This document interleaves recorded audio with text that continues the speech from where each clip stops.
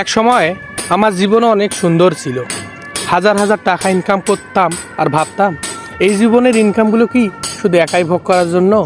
না, আমার আশেপাশে থাকা আত্মীয় স্বজন থেকে সবারই হক রয়েছে। আমি কারো ক্ষতি করিনি, বরং ভালো চাইতে গিয়ে আজ ক্ষত বিক্ষত ক্ষতিগ্রস্ত।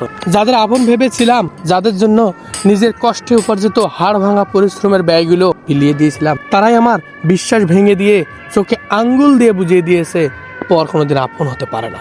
আজ আমি ঋণগ্রস্ত, ক্ষত বিক্ষত, নিস্তব্ধ, একা।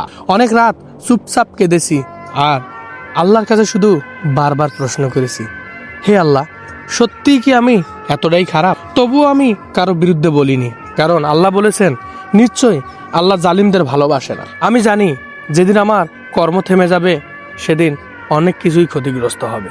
তাই সৃষ্টিকর্তার কাছে বারবার কামনা করি, হে আল্লাহ, আমাকে সুস্থ রাখুন। আমার পরিবারের দায়িত্ব যেহেতু আমাকে দিয়েছেন, আমি যেন তা অম্লানভাবে পালন করতে পারি। আমার জীবনের প্রতিটি সেকেন্ড, প্রতিটি মুহূর্ত যেন কঠোর পরিশ্রমের মধ্যে দিয়ে যায়। অসৎ ইনকাম থেকে দূরে রাখুন, অসৎ সঙ্গ থেকে দূরে রাখুন। আজ আমার হাতে টাকা নেই, তাই বলে কি ধৈর্য হারাবো? না, আল্লাহর প্রতিটি সিদ্ধান্তে আমি সন্তুষ্ট, কারণ আল্লাহ বলেছেন নিশ্চয়ই সামান্য কষ্টের পর বৃহত্তর স্বস্তি রয়েছে। আমি বিশ্বাস করি এই অন্ধকার আচ্ছন্নরা সকালের মধ্য দিয়ে একদিন দূরীভূত হবে। দেরি হচ্ছে, হোক না, কারণ আল্লাহ সঠিক গন্তব্যে পৌঁছাতে কখনোই দেরি করে না। আমি হেরেছি মানুষের কাছে, কিন্তু আল্লাহর কাছে নয়। আর যারা আল্লাহর কাছে হারে না, তারা সত্যিকার অর্থে কারো কাছেই মাথা নত করে না।